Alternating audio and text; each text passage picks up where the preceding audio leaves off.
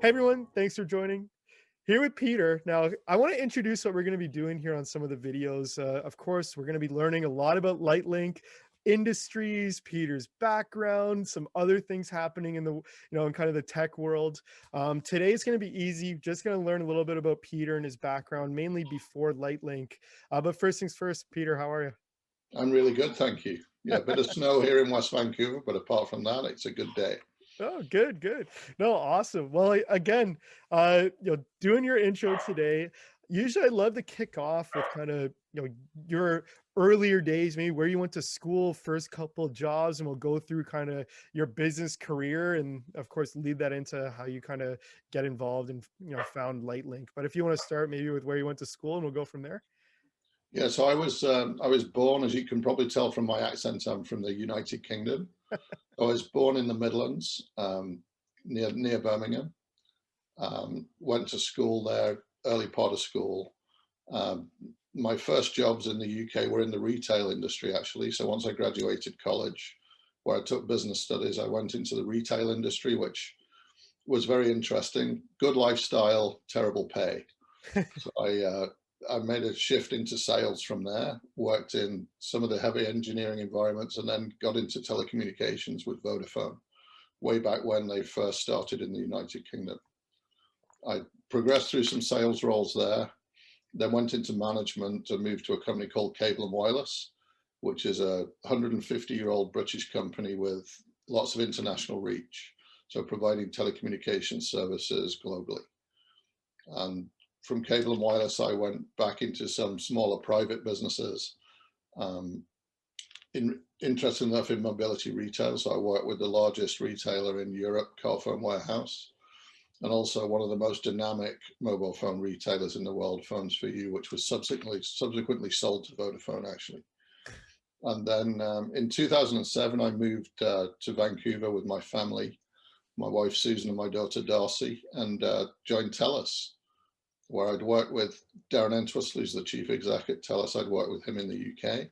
So we came out here and I started to run the business solutions group for TELUS in Canada, which I did happily for 12 years. Really enjoyed the time there and love the transition to Canada. It's been Yeah, an I mean amazing the experience. UK to Vancouver, I mean, similar weather-ish. Does it rain more in the UK or in Vancouver? I would say about the same, but it's more intense in Vancouver. So it rains between November and February in Vancouver. So at least you know what you're getting. Yeah, fair. And well, in the UK, it's a bit more sporadic. Oh, interesting. Well, okay, so crazy at telecommunications background. So, um, lots of it seems like lots of different companies. Yeah. Um, what made you kind of move between them? Just curious. Like, Interesting enough, I stayed, I think, 8 years with Vodafone and 14 years with Cable and Wireless. So I was there for a while. Really, the Cable and Wireless move from Vodafone was more about getting into people management and leadership. mhm. And they also had international reach, as I mentioned, so that enabled me to work in the US and Asia and parts of other parts of Europe, like France, Germany, Spain, Italy. And so there was lots of variety there, and that was highly motivational for me.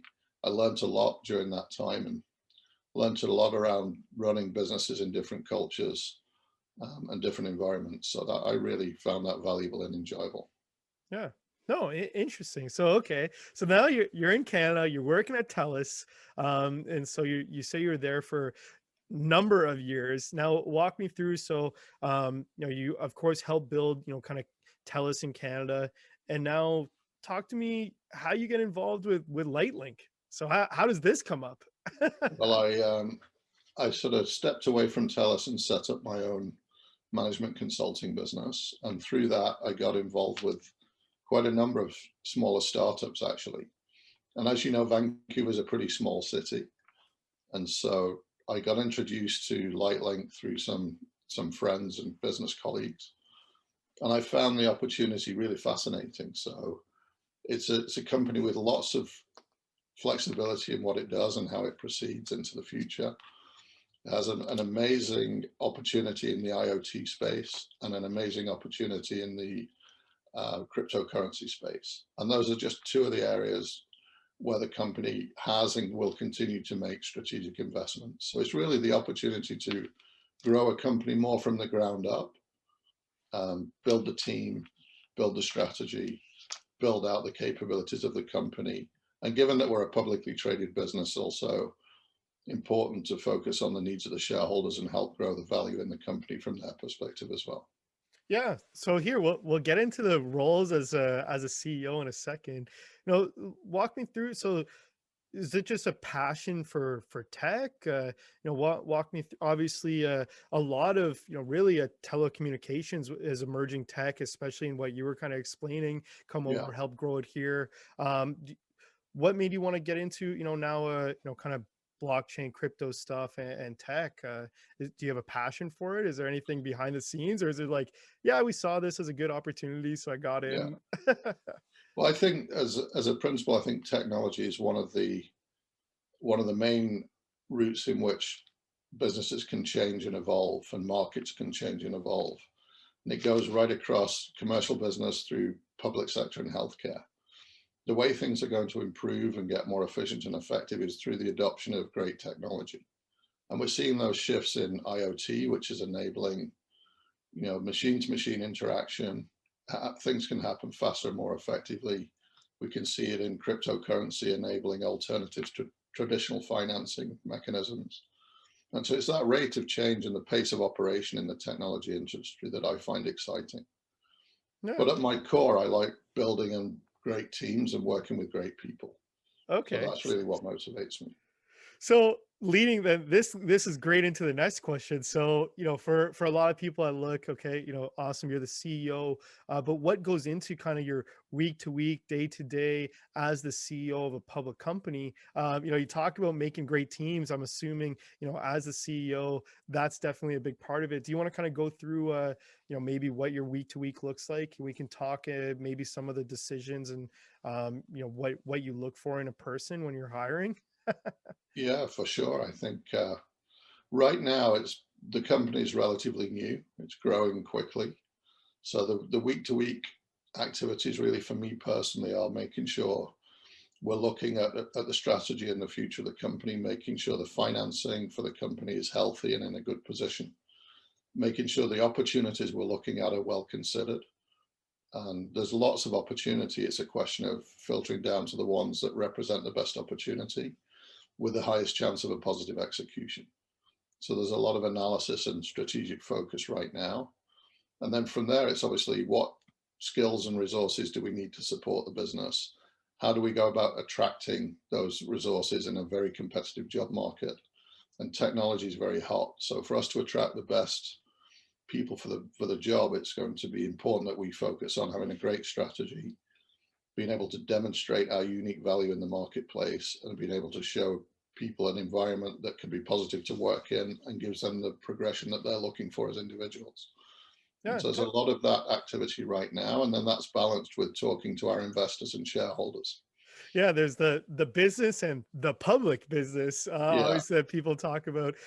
Just talk me through interesting, love to just get insight from someone like yourself. What do you look for in someone when you're looking to hire? And I think maybe some people watching this might be able to take some notes. When you're picking someone for a management role or something similar, what are you kind of looking for off the top? Well, first and foremost, it's about attitude. And so there's a lot of good days and some not so good days in business, and it's about maintaining a positive attitude throughout. And particularly right now, as we're looking for leaders to take the business forward, it's never more important than to have that characteristic in a leadership role. And so people that can build great teams, motivate people to do their best, and are genuinely invested in the interests of the people as well as the business. Yeah. I think one of the fortunate things about Canada is there's a very large and impressive talent pool. And it's just a question of us tapping into that, explaining our story, and finding alignment between the individuals that we're looking at and the opportunity that we represent for them. Yeah, interesting. Didn't want this video to be about hiring, but in the same, it's funny. I was going through some hot topics in business, and someone even posted. And I'd love to get your insight just off the top of your head. Someone says, "I put a job application and I got 1,200 applicants in 3 hours. How can I sort through the best one?" Uh, Do you have any, like interests? Obviously, it is a competitive job market, but Yeah. there's lots of talent out there. How are you confident that you're picking the right people? Well, just to go back to your first point, I think the reason you can get 1,200 applicants in 3 hours is because of technology and Yeah. technology advancement. So it just reinforces the point of how important technology is. In terms of making sure that you attract the right people and you're able to narrow down your focus on to the people that are going to be best served inside your business, it's about taking a very personal approach. And so the more effort you put in up front to define the job correctly, to make sure the skills profile is analyzed appropriately and you position that well. The good thing about technology, if you do that well, then people can self-select or deselect against a well-defined opportunity. So I find that when we're putting senior leadership positions out yet there, yes, there's a high response rate, but it's not unmanageable. And given at this time it's going to be my team that I'm recruiting, I'm very personally involved in that activity. Yeah. Um, and then I will expect the people that come and work in the business to be equally focused on building their own team. And so that's what I'm looking for in a strong leader. Yeah. Oh, makes sense. And I'm sure, hey, I love to invite people who have made it this far. If you have questions, if you have, any interests that you want to, throw out that we can cover in upcoming videos, but also little Q&As, would love to do it.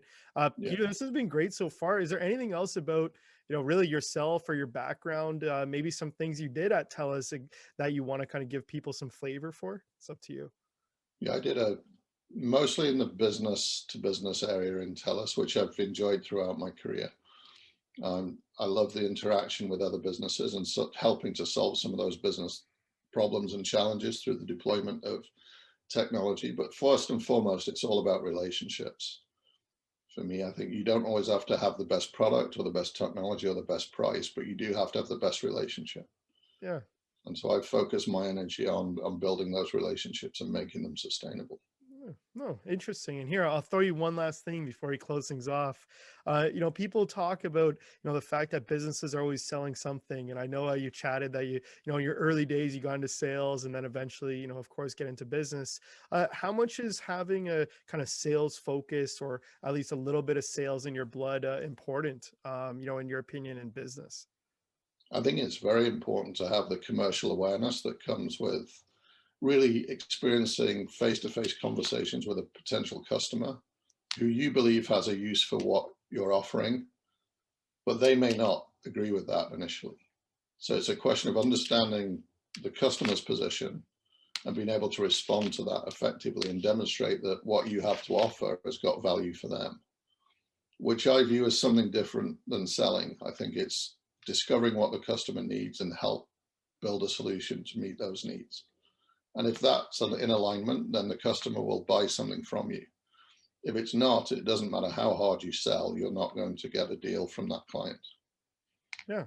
No, hey, some good insight, and it's funny how much other, of course, business experts talk about the importance of sales, and you nailed pretty much all the points they talk about in that very quick segment there. So fantastic, and I invite anyone again who has made it this far, drop your questions below. We are trying to make a few interactive videos here, do some Q&As. But Peter, this is a great little V1. Of course, upcoming, we'll do more about the business, more about the industry, and stuff like that. But hey, thanks for joining. A pleasure to speak to you, and I look forward to our next catch up. Perfect.